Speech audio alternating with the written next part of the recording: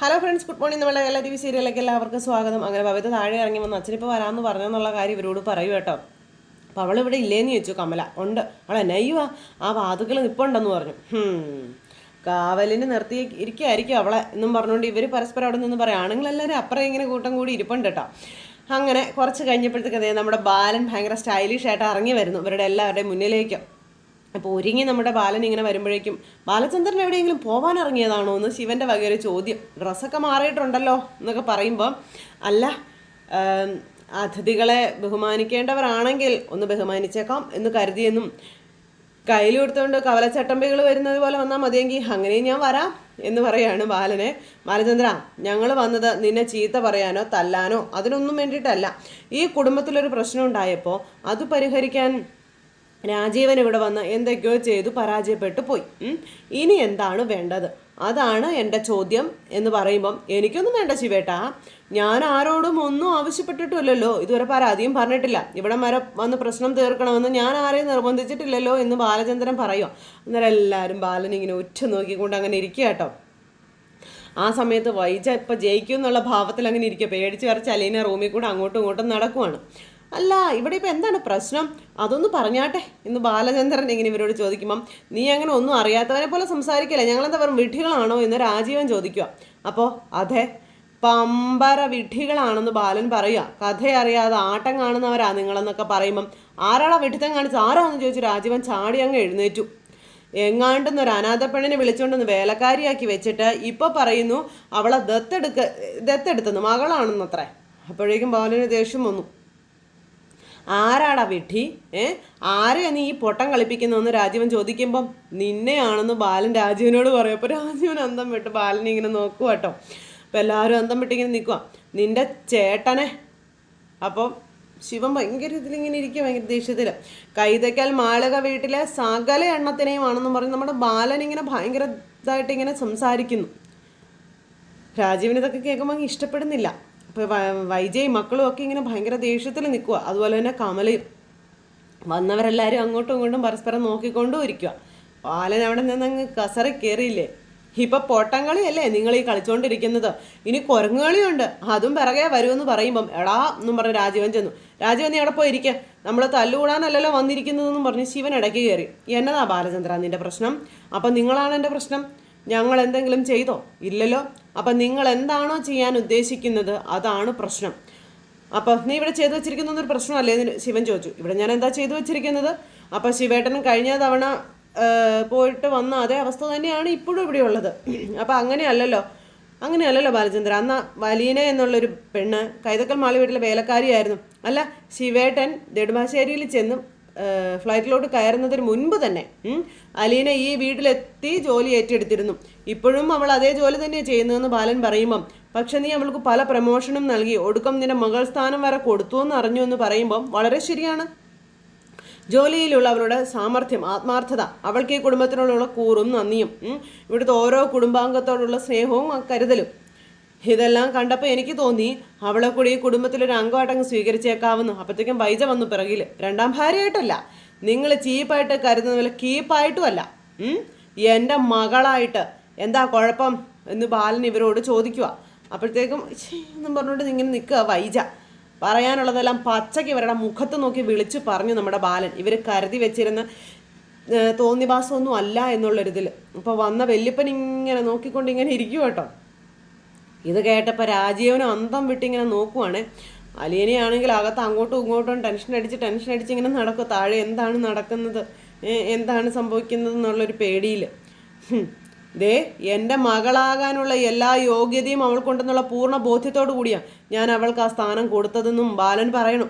അല്ലാതെ നിങ്ങൾ വിചാരിക്കുന്നത് പോലെ ഒരു ദിവസം സ്വപ്നം കണ്ട് ഞെട്ടി ഉണർന്നപ്പോൾ ആ കിരീടം എടുത്ത് തലയിലോട്ട് വെച്ചു കൊടുത്തതൊന്നും അല്ല എന്നും ബാലൻ പറയുവാണ്. അപ്പം നിനക്ക് പെൺമക്കളില്ലാഞ്ഞിട്ടാണ് നീ ദത്തെടുക്കാൻ പോയത്, എന്തിനെങ്കിലും ഒരു ലോജിക്ക് വേണ്ടടാ എന്നൊക്കെ ഇങ്ങനെ ശിവൻ ചോദിച്ചു.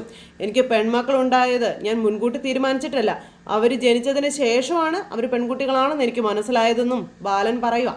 വൈദ്യ ഇതെല്ലാം കേട്ട് കണ്ണ് തുറച്ചു പിടിച്ചിങ്ങനെ നിൽക്കുവാണ്. എൻ്റെ രക്തത്തിലുണ്ടായ മക്കളായതുകൊണ്ടും എൻ്റെ ഭാര്യ പ്രസവിച്ചതും കൊണ്ട് മാത്രമാണ് ഞാൻ അവരെ സ്നേഹിച്ചതും വളർത്തുന്നതും അല്ലെങ്കിൽ പരിഗണിക്കുന്നതും ഇതെല്ലാം ചെയ്തുകൊണ്ടിരിക്കുന്നത്. അപ്പം അലീനയുടെ കാര്യം അങ്ങനെയല്ല, വേറെ ഏതോ പുരുഷൻ്റെ മകളാണ്. ഏതോ വാഞ്ചകിയായ സ്ത്രീ പ്രസവിച്ചതാ. അനാഥയായിട്ട് ഓർഫണേജിൽ വളർന്നവളാ. എന്നിട്ടും അവളെ എൻ്റെ മകളെപ്പോലെ ഞാൻ സ്നേഹിക്കാനും എൻ്റെ മകളായി സ്വീകരിക്കാനും എനിക്ക് കഴിഞ്ഞിട്ടുണ്ടെങ്കിൽ അതല്ലേ വലിയ ത്യാഗമൊന്നും ബാലൻ ചോദിക്കുക, അതല്ലേ പുണ്യം എന്നൊക്കെ ബാലൻ ചോദിക്കുക കേട്ടോ. രാജീവനും ശിവനും അങ്ങോട്ടും ഇങ്ങോട്ടും ഭയങ്കര കലിപ്പിൽ ഇങ്ങനെ നോക്കുന്നു. വന്നവരാരും ഒന്നും മിണ്ടുന്നില്ല.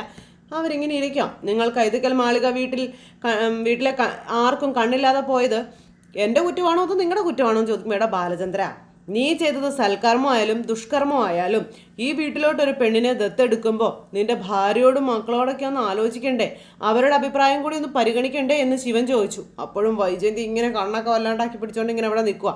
അവരോടെല്ലാവരോടും ഞാൻ ചോദിച്ചതാ, അലിനെ എന്തെങ്കിലും കുറ്റം പറയാനുണ്ടോ എന്ന് ചോദിച്ചു. ഇല്ല, ആർക്കും ഒരു കുറ്റവും പറയാനില്ല. രോഹിത്തിനും ബബിതയ്ക്കും അവളെ ഇഷ്ടമല്ല. അവർ രണ്ടുപേരും എൻ്റെ മക്കളായതുകൊണ്ട് അതിൻ്റെ കാരണം ഞാനിപ്പോൾ ഇവിടെ പബ്ലിക്കായിട്ട് പറയുന്നില്ല എന്ന് ബാലൻ പറയുക. അപ്പോഴും വൈജ ചൂളി നിൽക്കുക കേട്ടോ. നിങ്ങളെല്ലാവരും നേരിട്ട് ചോദിച്ചു നോക്ക് അലീനയുടെ കുഴപ്പം എന്താണെന്ന്.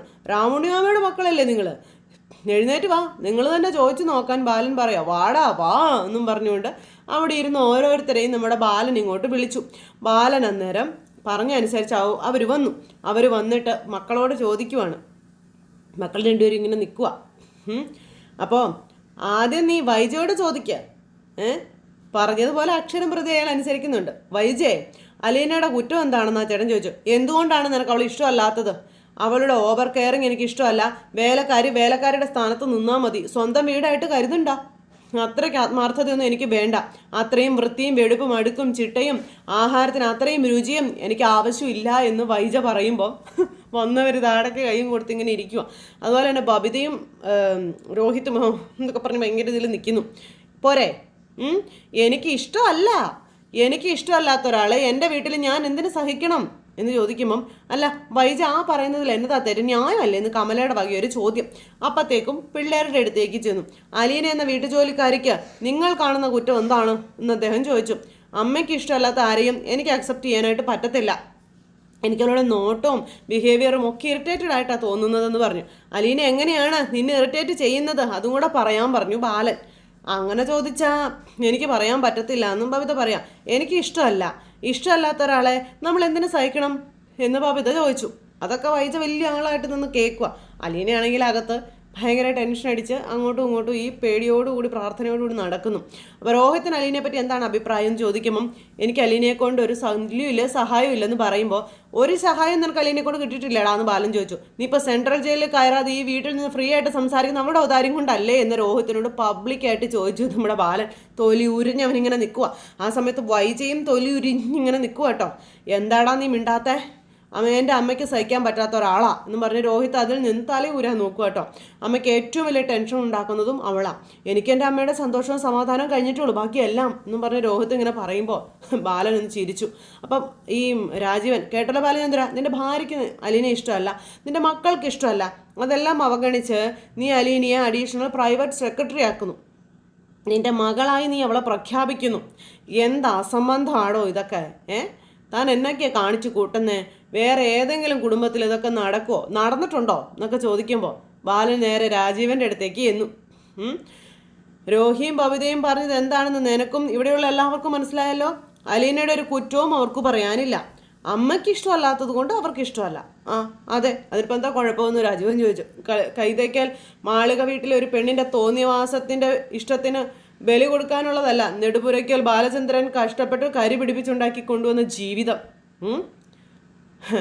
എൻ്റെ ഇഷ്ടം അവൾ ഇന്നേ വരെ നോക്കിയിട്ടുണ്ടോ ഉണ്ടോയെന്ന് നിങ്ങളൊന്ന് ചോദിക്കാൻ പറയാ ബാലൻ. ബാലചന്ദ്രൻ്റെ ഏത് ഇഷ്ടമാണ് ഞാൻ നടത്തി തരാതിരുന്നിട്ടുള്ളതെന്ന് ചോദിക്കുമ്പം, ഏത് ഇഷ്ടമാണ് നീ അംഗീകരിച്ച് തന്നിട്ടുള്ളത് അതൊന്ന് പറയാൻ ബാലൻ ചോദിച്ചു. അങ്ങനെ എണ്ണി പറയാനും വേണ്ടി ഞാനൊന്നും ഓർത്ത് വെച്ചിട്ടില്ല എന്ന് വൈജ പറയുമ്പം, രോഹിത്തിനെ ബിസിനസ് മാനേജ്മെൻറ്റ് പഠിപ്പിക്കണമെന്ന് ആയിരുന്നു എൻ്റെ ആഗ്രഹം. അവന് അതായിരുന്നു ഇഷ്ടം. വൈജ പറഞ്ഞു അവൻ ഇലക്ട്രിക്കൽ എഞ്ചിനീയറിംഗ് പഠിപ്പിച്ചാൽ മതിയെന്ന്. അതാണ് അവനിപ്പോൾ പഠിക്കുന്നതെന്ന് ബാലൻ പറയുക. പറയാനുള്ള കാര്യങ്ങൾ മുഴുവനും എല്ലാവരുടെയും മുന്നിൽ നിന്നങ്ങ് വിളമ്പിയില്ലേ നമ്മുടെ ബാലൻ. അപ്പോൾ ബബിതയുടെ കാര്യം അതുപോലെ തന്നെ. അവളെ ഒരു കോഴ്സിന് വിടാൻ ഞാൻ പറഞ്ഞതാ. അപ്പോൾ വൈജ അവളെ കൊണ്ടുപോയി ഡിഗ്രിക്ക് അങ്ങ് ചേർത്തു. ഒന്നും മിണ്ടാനില്ല വൈജയ്ക്ക്. ഞാൻ ഇതുവരെ പറഞ്ഞിട്ടുള്ള എല്ലാ ഇഷ്ടങ്ങൾക്കും എതിരെ നിന്നുകൊണ്ട് അവളുടെ ഇഷ്ടം അടിച്ചേൽപ്പിക്കുകയായിരുന്നു ഇന്ന് വരെ നടന്നിട്ടുള്ളതെന്ന കാര്യം ബാലൻ എല്ലാവരോടുമായിട്ട് പറയുക കേട്ടോ. ഓ എന്നും പറഞ്ഞ് നിൽക്കുക കമല. അതൊക്കെ നീ അന്ന് പറയണമായിരുന്നു, ഇപ്പോഴാണോ പറയുന്നത്? രാജീവൻ ചോദിച്ചപ്പോൾ എന്നും മനസ്സിലായിരുന്നു എനിക്ക് പറയാൻ. നീ ആരാടാ അത് ചോദിക്കാൻ എന്ന് രാജീവൻ്റെ നേർക്ക് നേരെ നിന്ന് ബാലൻ ചോദിക്കുക കേട്ടോ. ഒരെണ്ണത്തിനും പറയാൻ മറുപടിയില്ല, എല്ലാം ഇങ്ങനെ ചൂളി നിൽക്കുക. അപ്പോൾ നീ അന്ന് എൻ്റെ വീട്ടിൽ കയറി എന്നോട് ചോദിക്കുന്നത് ഞാൻ അറിയാതെ അലീനയെ പിടിച്ച് വെളിയിൽ തള്ളിയ നിൻ്റെ പോക്കൃത്തരത്തിന് നിൻ്റെ കാരണക്കുറ്റി അടിച്ച് പുകയ്ക്കേണ്ടതാണെന്ന് ബാലൻ ഇങ്ങനെ പറയണു. അപ്പോഴും ശിവനേട്ടൻ ഭയങ്കര ഇതിലിങ്ങനെ നിൽക്കുക കേട്ടോ. ഞാനതങ്ങ് ക്ഷമിച്ചു. കൈതയ്ക്കൽ മാളിക വീട്ടിൽ ഉള്ളവരെ പേടിച്ചിട്ടല്ല, നിന്റെ പകിട്ടും പത്രാസും ബന്ധുബലവും ഒന്നും കണ്ടിട്ടുമല്ല. നീ ഒരു വിവരദോഷിയാണല്ലോ എന്ന് വിചാരിച്ചിട്ടാണെന്നും ബാലൻ ഇങ്ങനെ പറയുക. അങ്ങനെ അതും പറഞ്ഞ് രാജീവനെ അങ്ങോട്ട് ഒതുക്കാനായിട്ട് നോക്കുവാണ്. അപ്പോൾ കൂടെയുള്ളവരൊക്കെ ഇരുന്ന് കേൾക്കാം. ഇനി എൻ്റെ ഏകാധിപത്യ ഭരണമാണിവിടെ, അത് നടപ്പാക്കി കഴിഞ്ഞെന്നും ഈ വീട്ടിൽ അത് നടപ്പാക്കേണ്ട സമയം അതിക്രമിച്ചെന്നും ബാലൻ എല്ലാവരോടുമായിട്ട് പറയാം. ഇനി ഒറ്റ രാജാവ് അല്ലെങ്കിൽ ഒരു നേതാവ്, ഒരേ ഒരു ക്യാപ്റ്റൻ, ഒരേ ഒരു പ്രസിഡന്റ്, എങ്ങനെ വേണമെങ്കിലും നിങ്ങൾക്കതിന് വ്യാഖ്യാനിക്കാം, ഒരു തെറ്റുമില്ല. അയാൾ തീരുമാനിക്കും, നടപ്പാക്കും, അതനുസരിച്ച് ഈ വീട്ടിലുള്ളവർ ജീവിക്കും. അപ്പം നീ എന്ത് വേണമെങ്കിലും നടപ്പിലാക്കിക്കോ. പക്ഷേ അലീന എന്ന പെണ്ണിനെ ഈ വീട്ടിൽ താമസിപ്പിക്കാൻ ഞങ്ങൾ സമ്മതിക്കില്ല എന്നും എന്ത് വില കൊടുത്തും ഞങ്ങളത് തടയും. ഞങ്ങളിൽ ഒരാൾ കൊലക്കുറ്റത്തിന് ജയിലിൽ കയറേണ്ടി വന്നാലും ശരിയെന്ന് ശിവൻ പറയുമ്പോൾ ആ ഭീഷണിയൊന്നും എൻ്റെ അടുത്ത് വേണ്ട ശിവേട്ട. അലീനയെ ഞാൻ ആഗ്രഹിക്കുന്നത് പോലെ ഈ വീട്ടിൽ തന്നെ താമസിപ്പിക്കും. ഞാൻ ജീവനോടെ ഇരിക്കുമ്പം അവളെ ഈ വീട്ടിൽ നിന്ന് പുറത്താക്കാൻ നിങ്ങൾക്കാർക്കും കഴിയുകയില്ല എന്നുള്ള കാര്യം ബാലൻ ഇങ്ങനെ പറയുക. വൈജ നടുങ്ങിപ്പോയി. അലീനയാണ് ഈ പ്രാർത്ഥനയുടെ മുകളിലിരിക്കാം. അപ്പം താൻ ആർക്ക് വേണ്ടിയാണോ സംസാരിക്കുന്നത്? തൻ്റെ ഭാര്യയ്ക്കും മക്കൾക്കും വേണ്ടിയിട്ടാണോ? അതോ എങ്ങോട്ടൊന്ന് വലിഞ്ഞു കയറി വന്ന് തേവിടിച്ച് പെണ്ണിന് വേണ്ടിയിട്ടാണോ എന്നും ചോദിച്ചുകൊണ്ട് രാജീവൻ, തനിക്ക് അവളെ കീപ്പായിട്ട് വെക്കണമെങ്കിൽ വീട്ടിൽ താമസിപ്പിച്ച് കെട്ടിയവരുടെ മക്കളുടെ മുന്നിൽ വെച്ച് എല്ലാ കൃഷി നടത്തേണ്ടത്. വേറെ വല്ലയിടത്തും രഹസ്യം കൊണ്ടുപോയി പാർപ്പിക്കണമെന്ന് പറഞ്ഞ് തീർന്നില്ല. കൊടുത്ത് അവൻ്റെ ചെവിക്കല്ല് തീർത്ത് ഒരൊറ്റ വരണം നമ്മുടെ ബാലൻ. എല്ലാവരും നടുങ്ങിപ്പോയി. ആ രീതി പറഞ്ഞ് ബാലനെ വശത്താക്കാമെന്ന് വിചാരിച്ചാ, പക്ഷെ നടന്നില്ല. രാജീവൻ്റെ ചെവിക്കല്ല് പുകഞ്ഞു ശരിക്കും. ബാലൻ ആരാണെന്ന് ആ സമയം അവർക്ക് എല്ലാവർക്കും മനസ്സിലായി. എല്ലാവരും അന്തം വിട്ട് ബാലനെ ഇങ്ങനെ നോക്കിക്കൊണ്ട് ഇങ്ങനെ നിൽക്കുക കേട്ടോ. അതും പറഞ്ഞ് നമ്മുടെ ബാലൻ അവൻ്റെ മുന്നിലൊരു ഞെളിഞ്ഞൊരു നിപ്പങ്ങ് നിന്നില്ലേ. ഇവനെ അറപ്പും വെറുപ്പോട് നോക്കിയിട്ട് എൻ്റെ വീട്ടിൽ കയറി വന്നിട്ട് എൻ്റെ മുഖത്ത് നോക്കിയിട്ട് പന്നത്തരം പറയുന്നോടാ നായേ, നീ ജീവനോടെ തിരിച്ചു പോകത്തില്ല എന്നും പറഞ്ഞ് നമ്മുടെ ബാലൻ ഇവൻ്റെ നേർക്ക് നേരെ ചെന്നപ്പോഴേക്കും എടാന്നും പറഞ്ഞ് രാജീവൻ ചെന്നു. അപ്പോഴേക്കും നമ്മുടെ ശിവേട്ടൻ ഇടയ്ക്ക് കയറി ഇവനെ പിടിച്ചങ്ങ് മാറ്റി. രാജീവേട്ട ശിവേട്ട എന്നൊക്കെ പറഞ്ഞുകൊണ്ടിരുന്നിടത്ത് നമ്മുടെ വൈജയന്തി ഓടി അങ്ങ് വന്നു. വേണ്ട, അപ്പോൾ ഞാൻ അലീനെ ഇവിടെ താമസിപ്പിക്കരുതെന്ന് നീയൊക്കെ പറയാൻ ഇത്രയും ഇതുണ്ടെങ്കിൽ പോയി പോലീസിൽ കംപ്ലൈൻറ്റ് ചെയ്യാം. നിങ്ങൾക്ക് വേണമെങ്കിൽ കേസിന് പോകാം. മജിസ്ട്രേറ്റ് കോടതിയിലെ സുപ്രീം കോടതി വരെയും നിങ്ങൾക്ക് പോകാം. അലീനെ ഇറക്കി വിടാനുള്ള വിധി നിങ്ങൾ സമ്പാദിച്ചുകൊണ്ട് വാ, ഞാൻ ഇറക്കി വിടാം. അതുവരെ അവൾ ഈ വീട്ടിൽ തന്നെ താമസിക്കും. ഞാൻ പണിത ഈ വീട്ടിൽ താമസിക്കും. ഞാൻ കരം കെട്ടത് എൻ്റെ വീട്ടിൽ. അത് അംഗീകരിക്കാനോ അനുസരിക്കാനോ മനസ്സില്ലാത്തവർ, അത് ഭാര്യയായാലും ശരി, ബന്ധുക്കളായാലും ശരി, മക്കളായാലും ശരി, എൻ്റെ വീട്ടിൽ നിന്ന് ഇറങ്ങിക്കൊള്ളണമെന്ന് പറഞ്ഞു. എടുക്കാനുള്ളതല്ല എടുത്തോണ്ട് ഇറങ്ങിക്കൊള്ളണമെന്ന് പറഞ്ഞു. നമ്മുടെ ബാലനകത്തേക്ക് കയറി പോയില്ലേ. ബാലൻ്റെ ആ തീരുമാനത്തിന് മുന്നിൽ വന്നവരെല്ലാവരും മല പോലെ വന്നവരെല്ലാവരും എലി പോലെ പോവുകയാണ്. അവിടെ സ്റ്റെയർ കയറിയിട്ട് ഇനി അലീന പ്രശ്നം പറഞ്ഞിട്ട് കൊല്ലപ്പള്ളിന്ന് ഒരൊറ്റ ഒരെണ്ണം എൻ്റെ വീട്ടിൽ കയറി പോയേക്കരുതെന്നും പറഞ്ഞു ബാലൻ. അങ്ങനെ നമ്മുടെ ബാലൻ മുകളിലോട്ട് കയറിപ്പോയി. വൈജ തോറ്റ് തുന്നം പാടി ഇങ്ങനെ അവിടെ നിൽക്കുക. തല്ലും മേടിച്ച് മുഖവും പൊളിഞ്ഞ് ഇങ്ങനെ നിൽക്കുകയാണ് നമ്മുടെ രാജീവൻ ചേട്ടൻ. രാജുവിന് ഭയങ്കര കലിപ്പായി. അലീനയാണെങ്കിൽ അകത്ത് ഇങ്ങനെ പേടിച്ച് വരച്ച് നിൽക്കുക. അലീന എന്നിട്ട് ഫോൺ എടുത്തിട്ട് ഇങ്ങനെ ആരെങ്കിലും വിളിക്കണോ എന്തെങ്കിലും ചെയ്യണോ എന്നൊക്കെ പറഞ്ഞ് ഇങ്ങനെ നോക്കുക. എന്നിട്ട് ലോക്ക് അഴിക്കാനായിട്ട് ഇങ്ങനെ നോക്കുക ബാലൻ്റെ ഫോൺ എടുത്ത്. അപ്പോഴത്തേക്കും ബാലൻ വന്ന് വാതിൽ കൊട്ടി അലീന എന്നും പറഞ്ഞ് വിളിച്ച്. അപ്പോഴേക്കും അലീന വന്ന് വാതിൽ തുറന്നു.